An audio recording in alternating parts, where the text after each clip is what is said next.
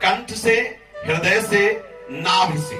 पहले जिह्वा से प्रारंभ होता है, धीरे धीरे हल्का सा उच्चारण करते हुए, नाम का ध्यान करते हुए, फिर वो उतरेगा, फिर कंठ से होने लगता है, फिर हृदय में नाम अंकित हो जाता है और बार बार नाम स्फुरित होता है, फिर नाभि से नाम अर्थात नस नाड़ियों में नाम का स्वरूप प्रकाशित हो जाता है।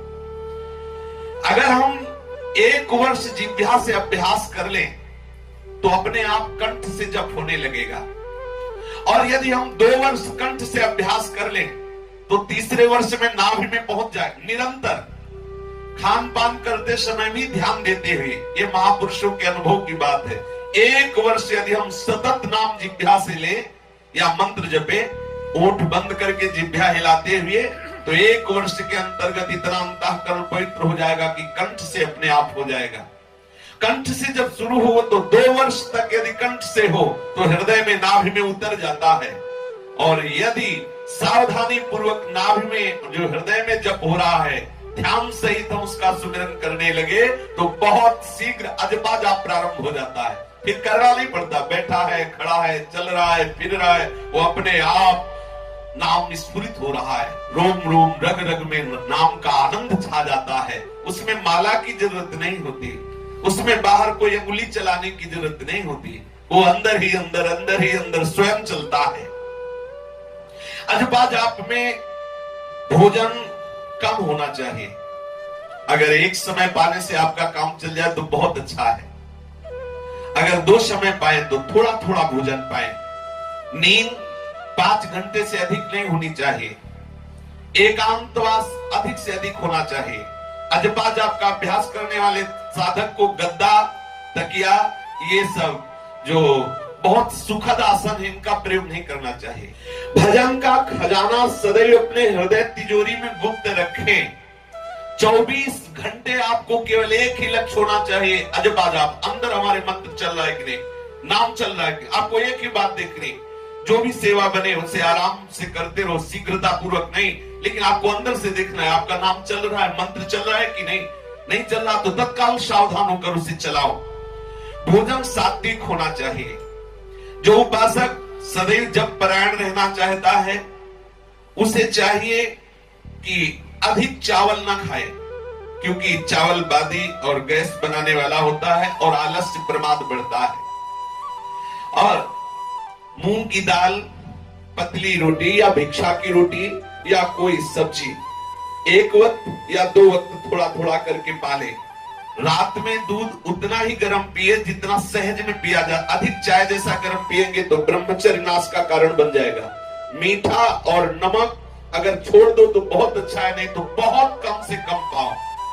अगर आपको अजपा जाप निरंतर भजन करना है, चावल, खट्टा दही, खटाई, बहुत मात्रा में तेल, लाल मिर्च, मसाला, मूंगफली, गोभी, प्याज, लहसुन बिल्कुल नहीं पाना चाहिए।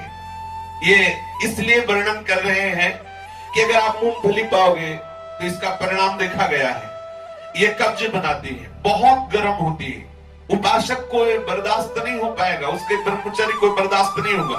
गोभी भी गैस्ट्रिक होती है। ये जितने पदार्थ लिखे हैं भजन में हानि करने वाले हैं।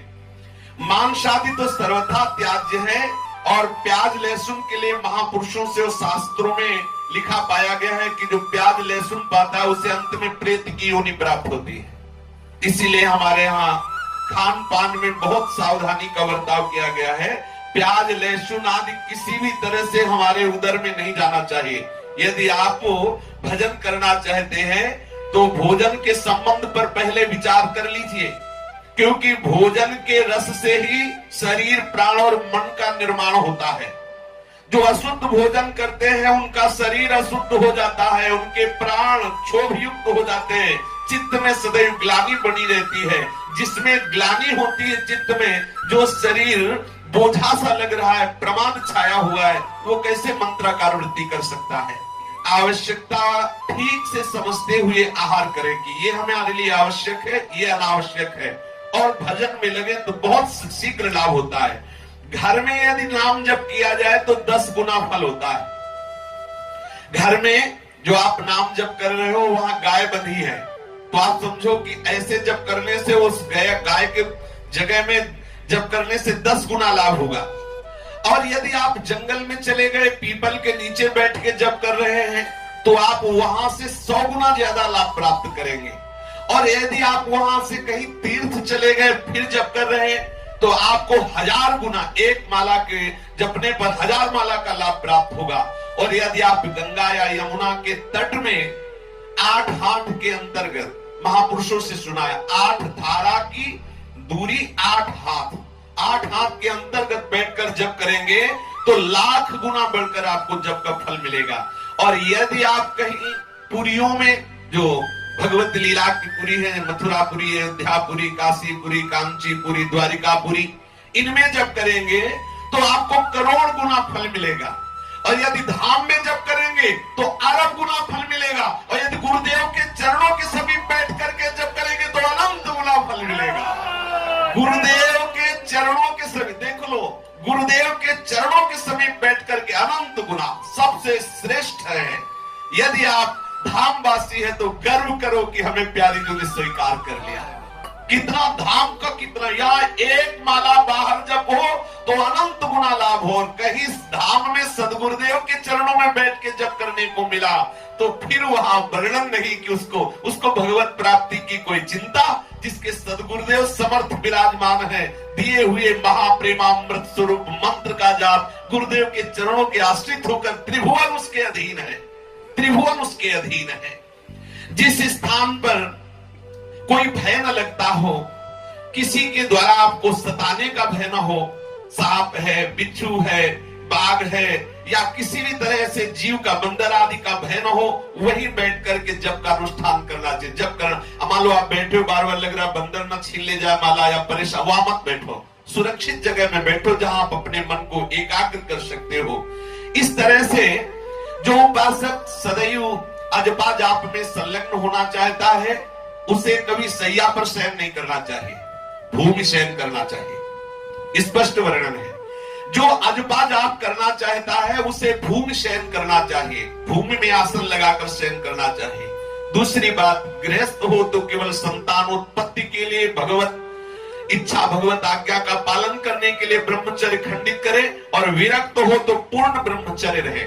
तीसरी बात, अजपा जाप चलाने वाले साधक को मौन का आश्रय लेना चाहिए, विचार मौन। आवश्यक है तो बोले, नहीं तो चुप। जरूरी नहीं कि हम उसको उत्तर दें, नाराज हो तो बना रहे। चौथी बात, गुरु आज्ञा के अधीन जीवन होना चाहिए। गुरु सेवा और गुरु आज्ञा की अधीनता जप सिद्धि में बहुत आवश्यक है। यदि गुरु की अवहेलना, मंत्रदाता की अवहेलना कर दे तो चाहे सर के बल खड़ा होकर मंत्र जप करे, कभी सिद्ध नहीं हो सकता। गुरु अवहेलना कर दे, गुरु की अवज्ञा कर दे और फिर सोचे कि हम तप कर लेंगे, तो मंत्र अधिष्ठात्र देवता ही तुम्हें बाधित कर देगा। जैसे गुरु की अवहेलना की काकभूषुंड जी ने, और मंत्र जप कर रहे हैं शिवालय में भगवान शिव का, तो शिव जी ने श्राप दे दिया, जा अजगर योनि को प्राप्त हो जा। इसलिए मंत्रदाता गुरुदेव की सेवा और अधीनता और ब्रह्मचर्य रहने वाले उपासक को त्रिकाल स्नान का नियम लेना चाहिए, 3 बार स्नान करना चाहिए। भूल से भी कोई पाप कर्म न बनने पावे। नित्य गुरुदेव को अपनी दिनचर्या मतलब उनके सामने पेश करना चाहिए कि आपने जो हमें आज्ञा की, हमारा चल रहा है कार्य। गुरु की दृष्टि में आपकी दिनचर्या होनी चाहिए। और आप स्तुति एवं कीर्तन, अजपा जाप बढ़ाने के लिए करते रहे। आराध्य देव की स्तुति, आराध्य देव का कीर्तन और थोड़ी मानसिक सेवा। अगर आप अजपा जाप करना चाहते हैं तो उसके लिए मन का एकाग्र होना आवश्यक है, और मन एकाग्र करने के लिए मानसिक सेवा आवश्यक है। यदि आपको चिदानंद में प्रभु का भाव नहीं आ रहा है तो जो सिंहासन में विराजमान प्रभु हैं वो चिदानंद ही हैं, उनका भाव करके उनकी मानसिक सेवा प्रारंभ करें, जिससे मन आपका पवित्र होगा। तो मानसिक जाप में आपको बहुत सहयोग मिलेगा। गुरु में दृढ़ विश्वास कि जो गुरु जी ने मंत्र दिया है, जो जप दिया है, निश्चित इससे हमारा परम कल्याण हो जाएगा। जो अजपा जाप करना चाहता हो उसे भ्रष्ट स्त्री से कभी बात नहीं करनी चाहिए। जो व्रतों का उल्लंघन करके संकल्प लेकर उनको तोड़ देते हैं, ऐसे कभी उपासकों का भी संग नहीं करना चाहिए। आज संकल्प किया ऐसा नहीं करेंगे, इतना जप करेंगे और कोई मर्यादा नहीं, सब तोड़ दे, तो ऐसे उपासकों के संग से अजपा जाप करने वाले साधक को बाधा लग जाएगी, उसका हृदय भी शिथिल होने लगेगा। जो नास्तिक है उससे संभाषण नहीं करना चाहिए, कभी झूठे मुंह नहीं रहना चाहिए। अजपा जाप करने वाले उपासक को चाहिए यदि वो कुछ पाया है तो तत्काल 3 बार आचमन करे, कुल्ला करने के बाद आचमन करे, क्योंकि उसे प्रतिक्षण मंत्र जप करना है। झूठा मुंह रहेगा, झूठे मुंह मंत्र नहीं जपा जाता। और कभी किसी से असत्य भाषण न करे, कभी किसी से कपट भरा भाषण न करे। अनुष्ठान जो अजपा जप का लिए हुए कि मैं निरंतर नाम जप करूंगा, कोई कसम न खाए। हम ये बोल रहे तुम्हें विश्वास हो तो मान लो, नहीं तो हम कसम नहीं खाएंगे। कोई शपथ न ले, कभी भी किसी तरह की कोई कसम न खाए। ये महापुरुषों के अनुभव है, बाधा पड़ जाएगी भजन में। इसलिए कभी भी उपासक को कसम नहीं खानी चाहिए कि मैं, अब प्राय लोग कह देते हैं अरे भाई भगवान की कसम खाते हैं। भगवान को तुमने फ्री समझ रखा है क्या? हमारे प्राण आराध्य, हमारी जान ले लो, लेकिन हम कसम नहीं खाएंगे अपने आराध्य देव की। ये नियम होना चाहिए। अनुष्ठान आरंभ कर देने पर यदि कोई मर जाता है तो भी आप अनुष्ठान न छोड़े, कोई जन्म ले रहा है तो भी अनुष्ठान नहीं छोड़े। जो भजन का अनुष्ठान है, जो सेवा का अनुष्ठान है, मरने वाले मरते रहे, जन्मने वाले जन्मते रहे। ऐसा नहीं है कि वो मर गए तो हमारा भजन बंद, बोले आज से भजन बंद, तो सबसे ज्यादा तो घातक हो गया ये मरना कि हमारा भजन छूट गया। जन्मने मरने के सोच में भजन नहीं छोड़ना। अपना आसन, अपना वस्त्र, अपनी शैया किसी को छूने ना दो।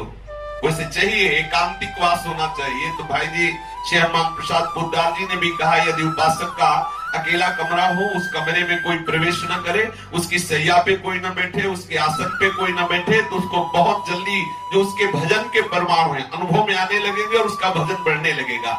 अपने पात्रों में पाए, अपनी शैया में शयन करे, अपने हाथ से अपने वस्त्र धोए, अपने कमरे का जो मार्जन आदि है वो अपने हाथ से करे, फिर ताला लगाए। बाहर जाए तो ताला लगा के जाए, कोई उसके कमरे में प्रवेश ना करे। एक भगवत कृपा से आपको ऐसा वास मिला हो तो आप थोड़ी सावधानी रखिए। आप किसी के कमरे में मत जाइए, किसी को अपने कमरे में मत बुलाइए। साधना परायण रहो।